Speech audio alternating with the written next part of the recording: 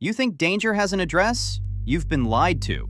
Big cities, bad neighborhoods, places with reputations. That is the story they sell you because the truth is harder to swallow. The most violent towns in America are quiet. They are small. They have main streets and church bells and welcome signs with cute slogans. And they have violent crime rates that make Chicago look like a retirement community. What you're about to hear lives in no tourism brochure. Financial advisors will not mention these places. Realtors will smile and change the subject. Because if you actually knew which gas stations to skip, which off-ramps to drive past, which main streets to keep moving through, well, a lot of people could not keep selling you the lie that danger only happens to other people in other zip codes. In this video, we're counting down 12 American small towns so violent in 2026 that locals will warn you, in person, not to stop for gas. Towns with movie sets and music history and civil rights monuments. Towns with quirky claims to fame the Chamber of Commerce loves to print on banners. And underneath all of that, crime rates that should be on the news every single week and somehow never are. Coming up, a town named after the inventor of modern steel that now leads America in per capita violence. A frozen outpost above the Arctic Circle with a crime rate higher than most major cities you've actually heard of. And the spot where Steven Spielberg filmed an Oscar-nominated movie, which today has one of the highest violent crime rates in its entire state. Think you know where America's most dangerous places really are? Trust me, you do not. Hit subscribe, not for the algorithm, for the route planning. Let's break it down. Florida City sits at the literal southern tip of the American mainland. Drive past it, and the next traffic light is in Key Largo. This is the last fuel stop before the Florida Keys, which is why nearly every fishing boat towing tourist in America has rolled through here at some point. Population just over 12,000. Violent crime rate around 2,200 per 100,000 residents, close to 6 times the national average. Poverty rate 37%, median income near $32,000. It is also the gateway to Everglades National Park, the only ecosystem on the planet where alligators and crocodiles coexist in the wild. Airboat tours roar out of swamps 15 minutes away. Sunsets here go fluorescent pink.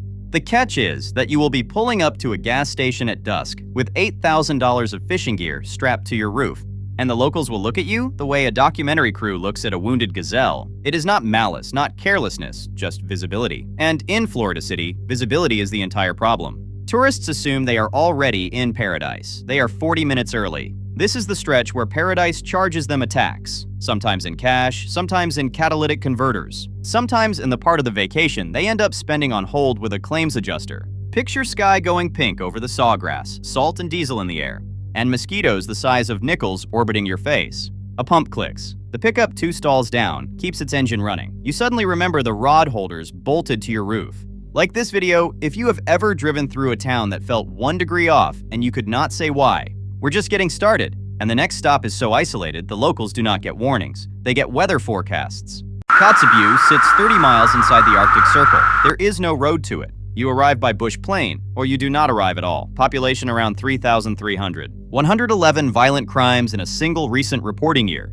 which works out to a per capita rate of roughly 3,300 per 100,000. That number is higher than Memphis, higher than Detroit, and higher than most cities you can actually name, in a town that fits inside one shopping center parking lot. It is the hub of the Northwest Arctic borough and a center of Inupiaq culture, with subsistence hunting, traditional whaling, and a frozen ocean stretching to the horizon for half the year. Polar bears occasionally walk through town. The northern lights are basically the streetlights. The problem is what isolation does to a place when help is 1,200 miles away. Alcohol restrictions exist, but the bootleg trade is enormous, and a fifth of vodka can sell for hundreds of dollars depending on the week. Police staffing is famously thin. State troopers fly in. Court hearings get scheduled around weather.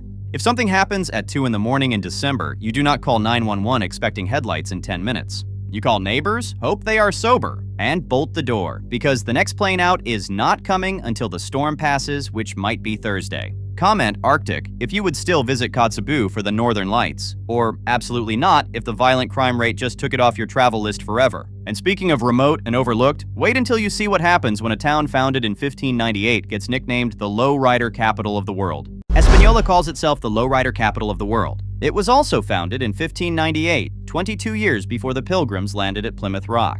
The town has about 10,000 residents and a violent crime rate near 2,680 per 100,000. That is roughly 7 times the national average. Rio Arriba County, which surrounds Espanola, has held the nation's highest opioid overdose rate for over a decade. Drive Riverside on a Saturday night and you will see candy flake paint jobs, chrome bumpers, and hydraulic systems that bounce cars 3 feet off the ground.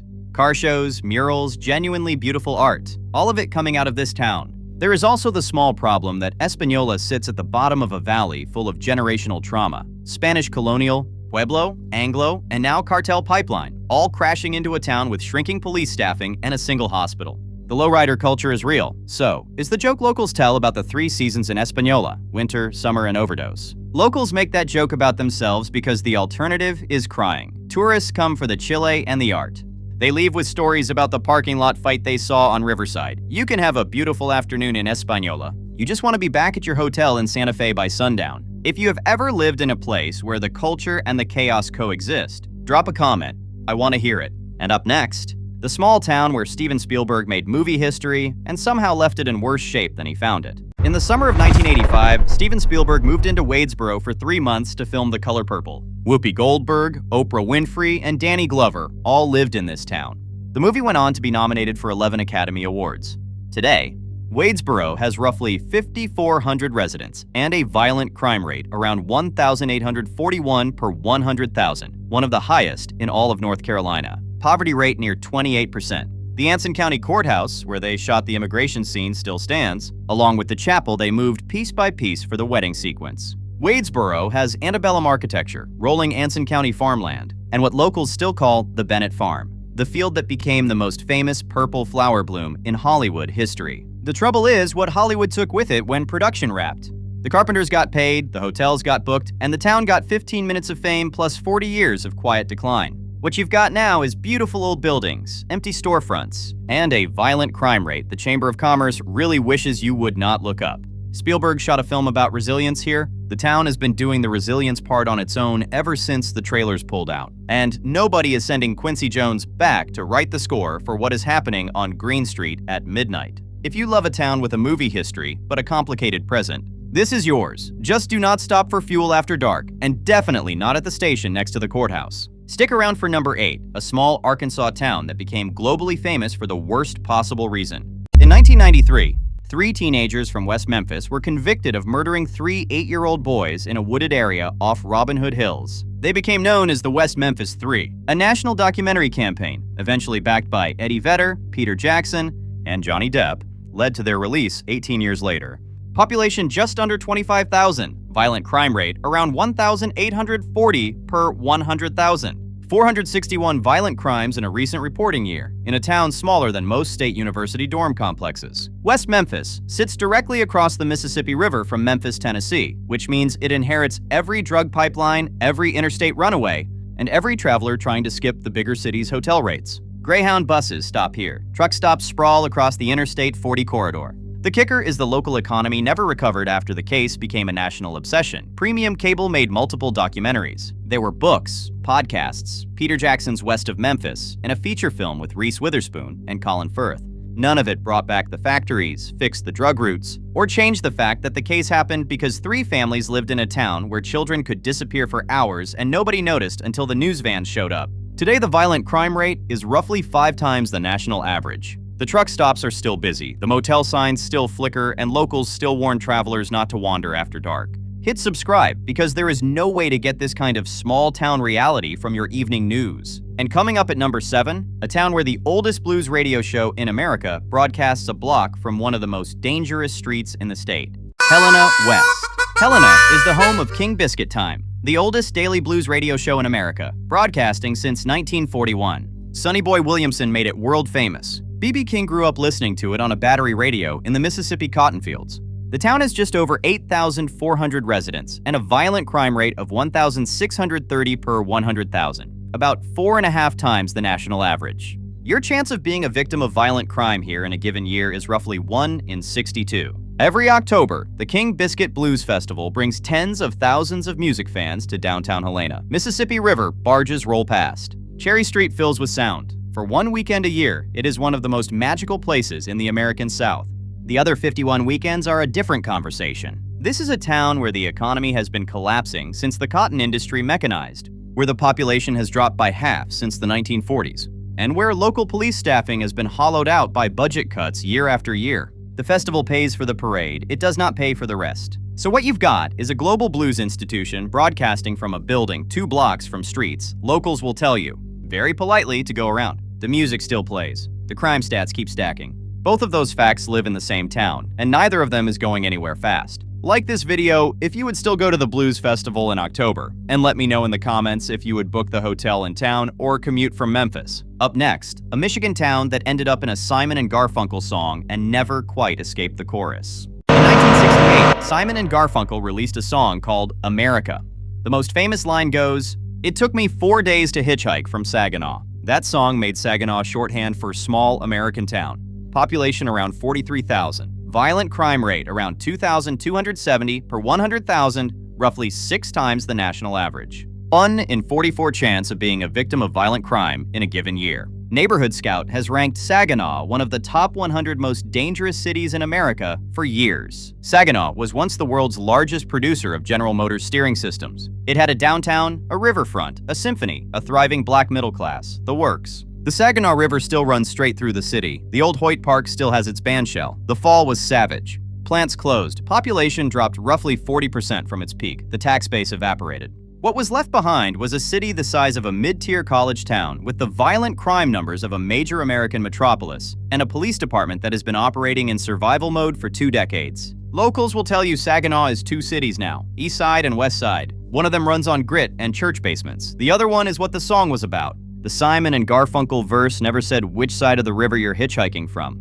Turns out that detail matters quite a bit. Drop a comment with the small town that ended up in your favorite song. I'm collecting them. And speaking of towns that ended up in history books for reasons nobody chose, number 5 made the front page of every newspaper in the world in 1961, and not for anything good. On Mother's Day, 1961, a Greyhound bus carrying civil rights activists known as the Freedom Riders pulled into Anniston, Alabama. A mob slashed the tires, surrounded the vehicle outside town, and firebombed it. The photograph of that burning bus became one of the defining images of the entire civil rights movement. Today, Anniston has about 22,000 residents and a violent crime rate of 904 per 100,000, more than double the national average. Poverty rate around 20%, 1 in 16 chance of being a victim of any crime in a given year. This is a town founded in 1872 as a private industrial community named after Annie Tyler, the wife of the Iron Company president. It sits at the gateway to Talladega National Forest. The Chief Ladiga Trail, the longest paved bike trail in Alabama, starts at the old Amtrak station downtown.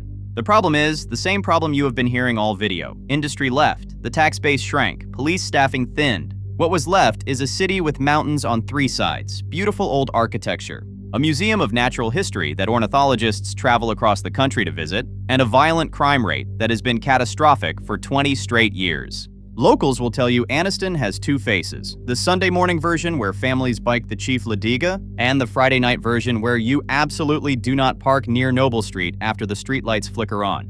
Both are real. Most of the violence is concentrated in a small number of blocks, but the blocks are not labeled, and the tourist maps do not mention them. If you've been to Anniston or know it well, leave a comment. I want to hear from the people who actually live this. And coming up at number 4, the most dangerous town in North Carolina, sitting right on the most heavily trafficked drug corridor in the eastern United States. Lumberton is the capital of the Lumbee tribe, the largest state-recognized indigenous nation east of the Mississippi River, with around 55,000 enrolled members. The town gets its name from the Lumber River, which winds through Robeson County and into the Atlantic. Population around 19,000. Violent crime rate of 2019 per 100,000, the highest in North Carolina. Your overall chance of being a crime victim of any kind here is 1 in 9. Lumberton sits directly on Interstate 95, halfway between New York and Miami. That last part is the entire story. Interstate 95 is the most heavily trafficked drug corridor in the eastern United States. Heroin, fentanyl, methamphetamine, cocaine, all of it moving up and down 95 every single day.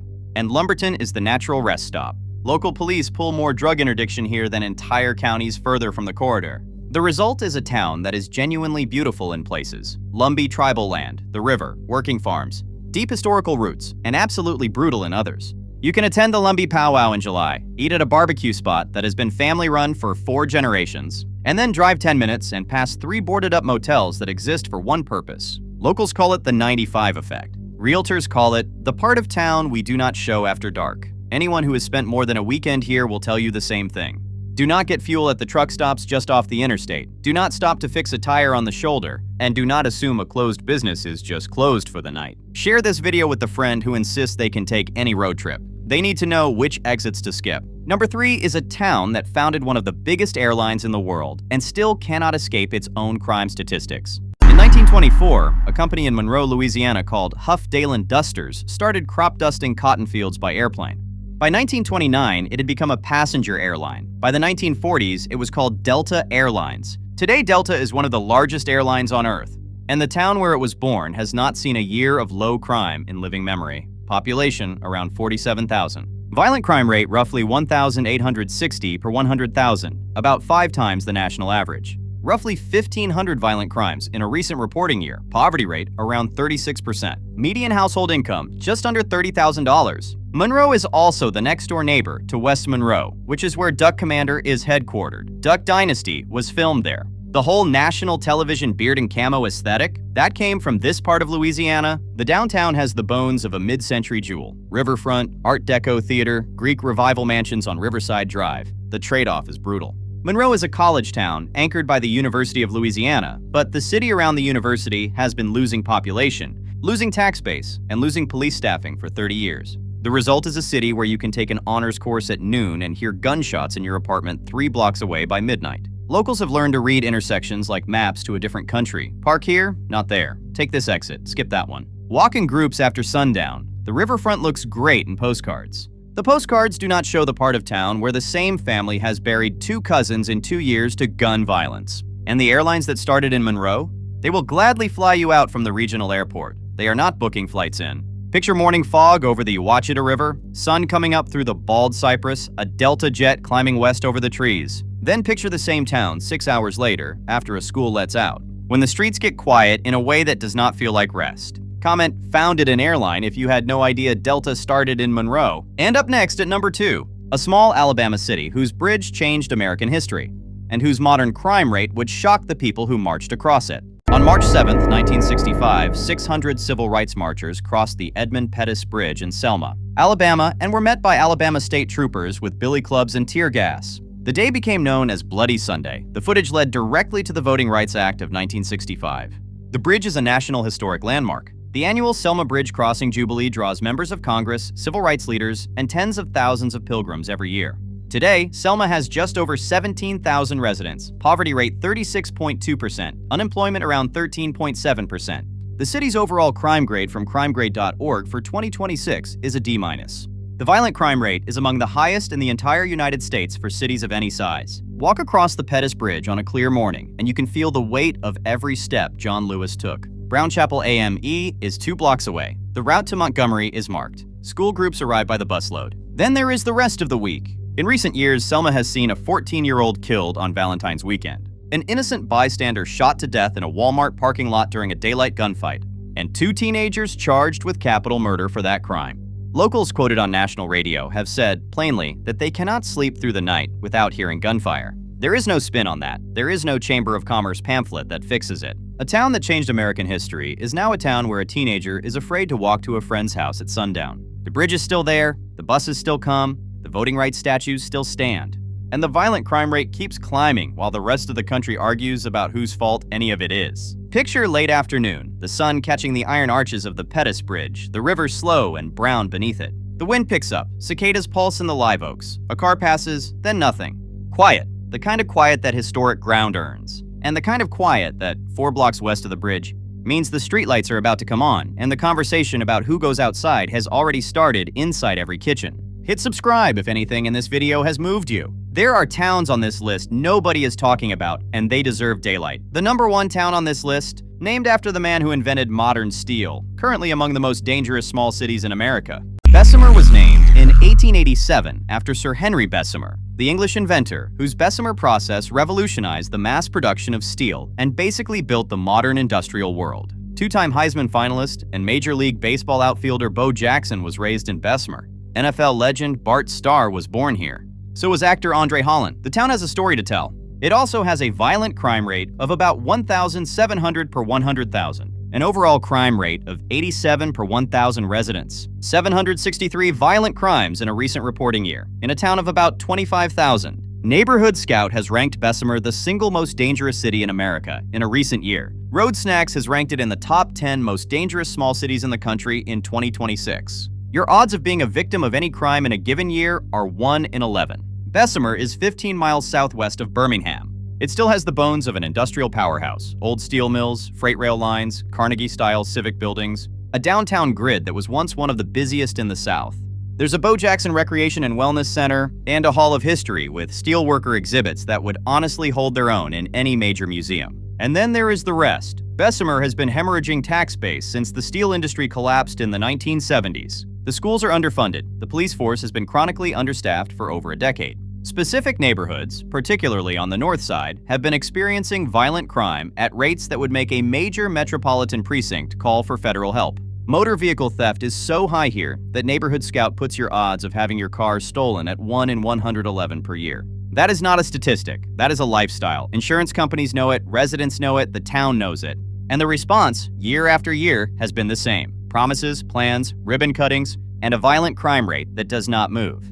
Picture late summer, 95 degrees, cicadas screaming in the magnolias, the sky going copper over the old mill stacks. A pickup rolls slowly down Carolina Avenue. The bus stop bench sits empty. The Little League field across the street has a few kids playing, watched by mothers who have learned to sit facing the road. 2 blocks over, a gas station closes early. Not because the manager wants to, but because the manager has done the math on what staying open past dark actually costs. Bessemer is what happens when a town named after the man who invented the modern industrial world gets left behind by the world he built. 12 American small towns. 12 quiet places nobody is putting on a top 10 list. And every single one of them with a violent crime rate that would shock the people who drive through them oblivious. Here is the takeaway you will never get on the evening news. Danger does not live in the cities the politicians fight about on cable. It lives in the towns that got abandoned by the industries that built them, gutted by tax policy nobody voted on, and forgotten by the rankings that only count cities over 100,000. The forgotten part is the entire trick. If you do not count it, it cannot show up in the data. And if it cannot show up in the data, nobody has to fix it. So here is what you do. Like this video, because the algorithm does not push small-town reporting unless you tell it to. Subscribe, because next week we're doing the towns that look safe on paper and absolutely are not. And you do not want to learn about those ones the hard way. Share this video with a friend who is one road trip away from learning a lesson the locals already know. Stay smart, stay subscribed, and whatever you do, when the gas light comes on in a town you have never heard of, drive the extra 10 miles.